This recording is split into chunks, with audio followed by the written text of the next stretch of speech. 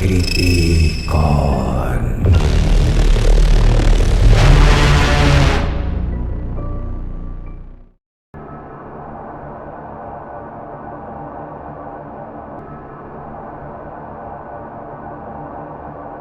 जब मैं 13 साल की थी और मिडिल स्कूल में पढ़ती थी तो मेरी क्लास एक वाइल्ड लाइफ प्लेस पर फील्ड ट्रिप पर गई थी।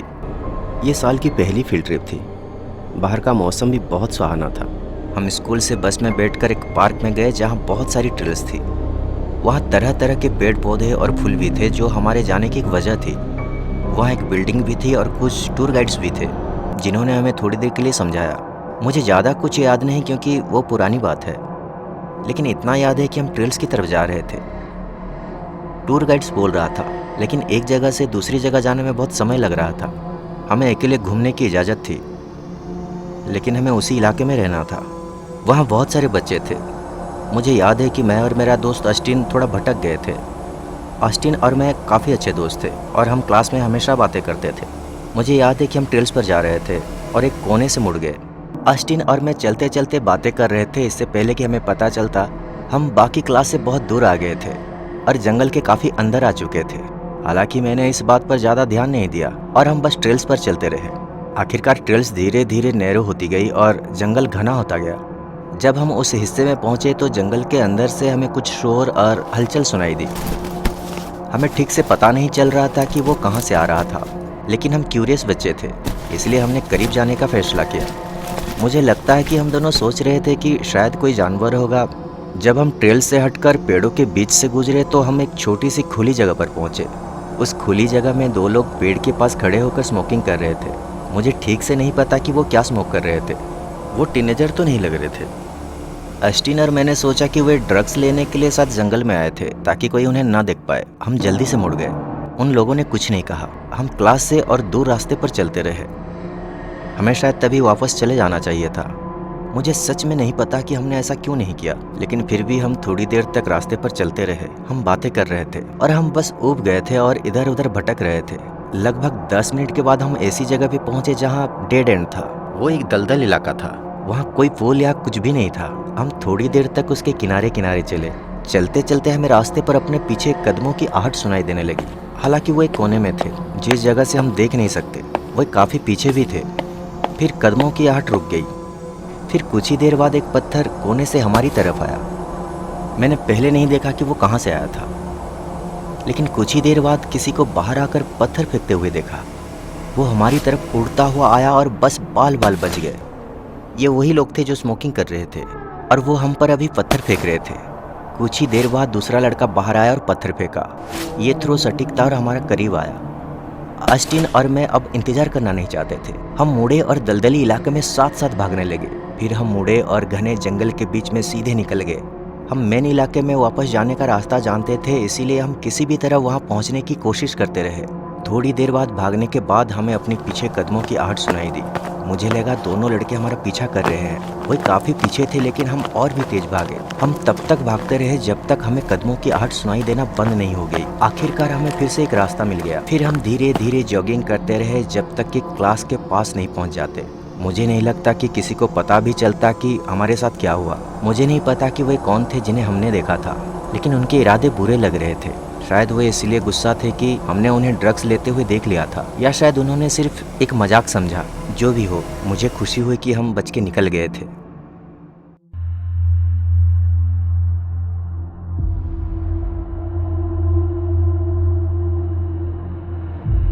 जब मैं हाई स्कूल में था तो मेरी क्लास फील्ड ट्रिप पर हिस्ट्री म्यूजियम गई थी।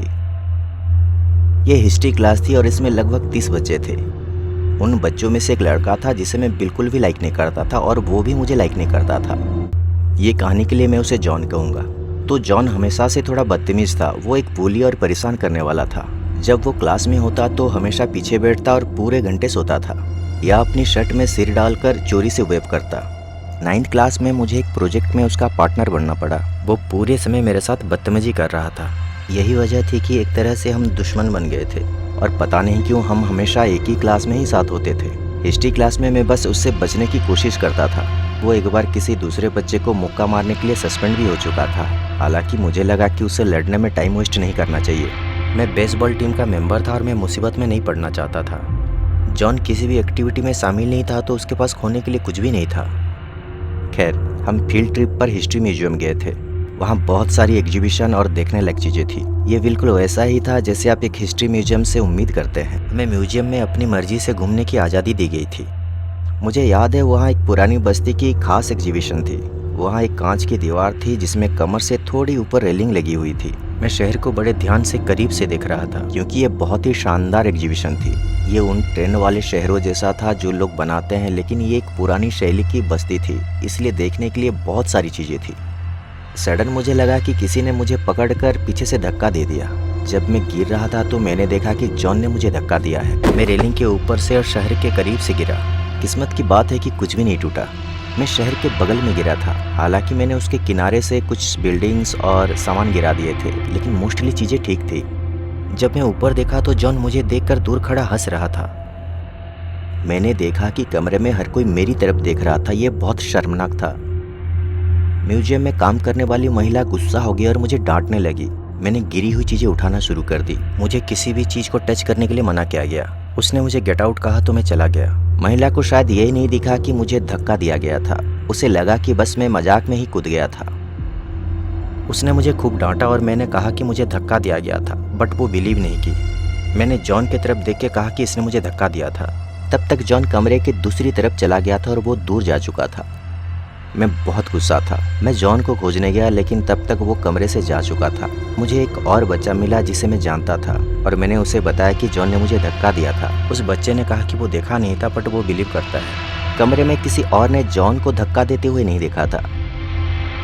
हिस्ट्री म्यूजियम में दिन बीतता गया। मैंने लगभग पूरे समय जॉन को नहीं देखा।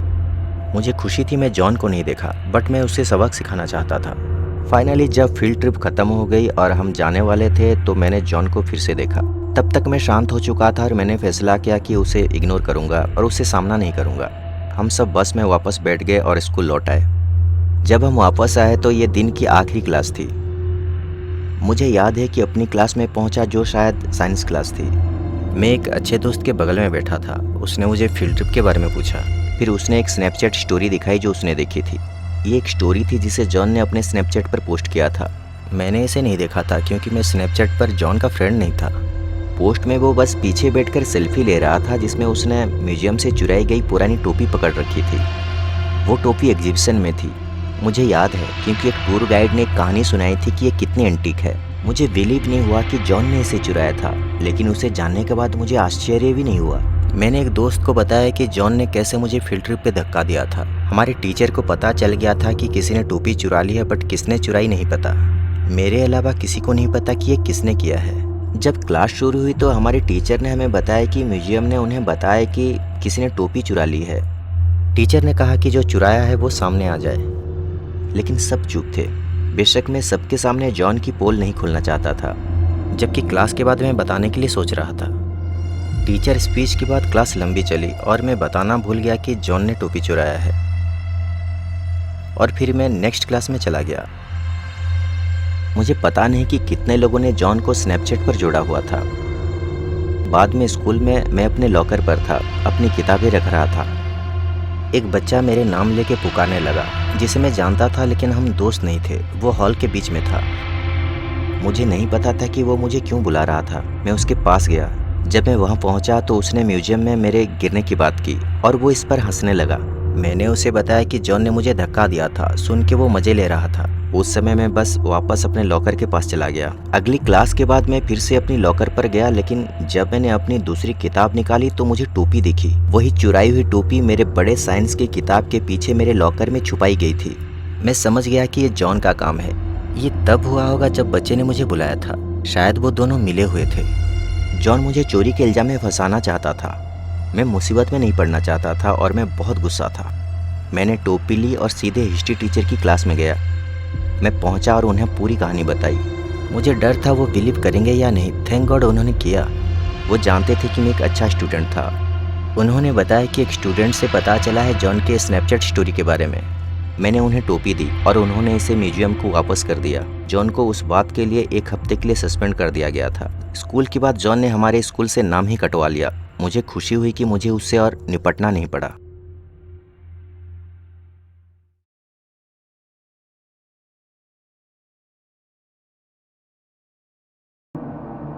जानकारी के लिए बता दूं कि मैं एक लड़की हूँ। ये तब की बात है जब मैं कॉलेज में थी। मैं तब फर्स्ट ईयर में थी। मुझे याद है कि रात में हम फील्ड ट्रिप पर गए थे। हम तारों को देखने वाले थे और रात 9 बजे जा रहे थे। कैंपस से कुछ मील दूर एक जगह थी जहाँ से आसमान का बहुत अच्छा नज़ारा मिलता था। ये एक पार्क था। फील्ड ट्रिप पूरी तरह से एक्स्ट्रा क्रेडिट के लिए थी। प्रोफेसर को उम्मीद नहीं थी कि हर कोई इतनी देर से आएगा। क्लास में काफ़ी स्टूडेंट थे। मुझे अपनी ग्रेड्स की बहुत परवाह थी, इसलिए मैंने जाने का फैसला किया।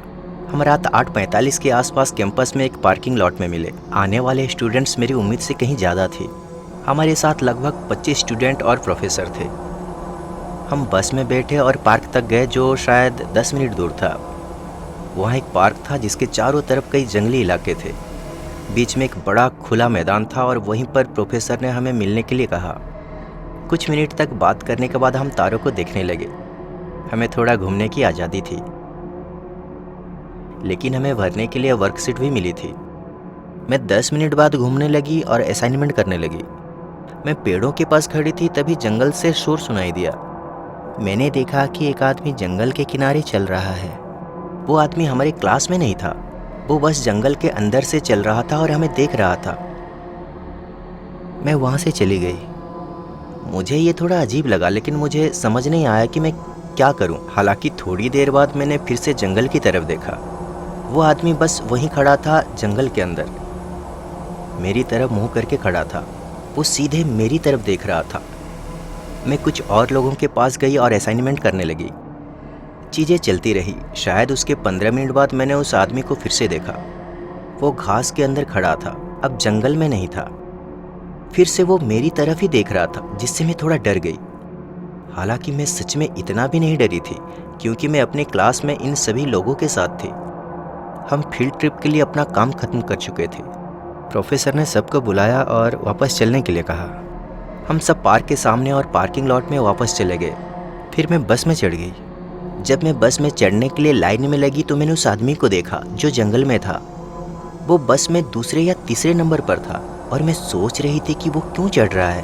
पूरी तरह से यकीन था कि वो क्लास में तो नहीं था।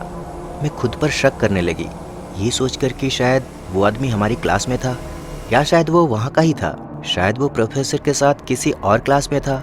हालांकि किसी ने भी उससे कुछ नहीं कहा वो जंगल में क्यों था और मुझे इतनी अजीब तरह से क्यों घूर रहा था।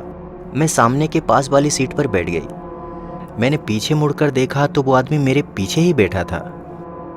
फिर हम सारे वापस कैंपस पहुंच चुके थे। मैं एक छात्रा थी, इसलिए मैं लड़कियों के हॉस्टल में रहती थी और वहां तक पैदल जाती थी। ये कैंपस की दूसरी तरफ लगभग आधे रास्ते पर था। मैं वापस चलने लगी। रात 10 बज चुके थे और रास्ते में सच में कोई नहीं था। क्लास के कुछ और स्टूडेंट्स थोड़ी देर तक मेरे साथ चले, लेकिन वे दूसरे हॉस्टल की बिल्डिंग्स में चले गए। फिर मैं अकेले ही फुटपाथ पर वापस जा रही थी। फिर मुझे ऐसे लगा कि मेरे पीछे कोई है। मैंने सोचा कि ये क्लास का कोई और होगा। हालांकि मुझे मुड़कर देखने की ज़रूरत महसूस हुई। वहाँ मैंने उसी आदमी को देखा जो जंगल में था। वो मेरे पीछे चल रहा था। मैंने उसे पहले कभी कैंपस में नहीं देखा था और वो आदमी कॉलेज की उम्र का भी नहीं लग रहा था। वो बड़ा लग रहा था। जाहिर है सभी उम्र के लोग कॉलेज जाते हैं, लेकिन ये आदमी स्टूडेंट्स जैसा तो नहीं लग रहा था। उसके पास कोई बैग जैसा कुछ भी नहीं था। मुझे 90% यकीन था कि वो बस जंगल से ही बाहर आया था और हमारी बस में चढ़ गया। मुझे समझ में नहीं आ रहा था कि किसी ने उसे क्यों नहीं देखा। जैसे ही मैं चलने लगी वो मेरे पीछे चल रहा था और मैं घबराने लगी। मैंने तेज चलना शुरू कर दिया। वो आदमी भी तेज चलने लगा। मैं जानती थी कि मुझे बस अपने हॉस्टल की बिल्डिंग तक पहुंचना था, क्योंकि अगर वो वहां नहीं रहता तो अंदर वो नहीं जा पाएगा। अंदर जाने के लिए चाबी चाहिए होती थी। मैं तेज चली, लगभग जितनी जल्दी हो सके उतनी तेज। इस दौरान वो आदमी लगभग 50 फीट पीछे रहा। फाइनली मैं अपनी बिल्डिंग तक पहुंच गई। मैं जल्दी से की यूज करके अंदर घुस गई और दरवाज़ा बंद कर दी। फिर मैं सीढ़ियों से ऊपर जाने लगी। मेरा कमरा तीसरी मंजिल पर था। उसमें बाहर की तरफ एक खिड़की थी। मैं जल्दी से अपने कमरे में गई और फिर खिड़की के पास गई। वो अंदर जाने की कोशिश कर रहा था। मैंने उसे हॉस्टल की बिल्डिंग के सामने वाले दरवाजे पर जोर जोर से मारते हुए देखा, जो उसके लिए नहीं खुल रहा था। वो फाइनली रुक गया, लेकिन कुछ देर तक दरवाजे के पास ही खड़ा रहा। लगता है वो सोच रहा था कि कोई दरवाजा खोले तो वो अंदर आ जाएगा। शुक्र है किसी ने ऐसा नहीं किया। मैंने लगभग 10 मिनट बाद फिर से देखा और वो अभी भी वहाँ बेंच पर बैठा था। फाइनली थोड़ी देर बाद मैंने देखा वो जा चुका था। मुझे पूरा यकीन है वो आदमी के इरादे ठीक नहीं थे।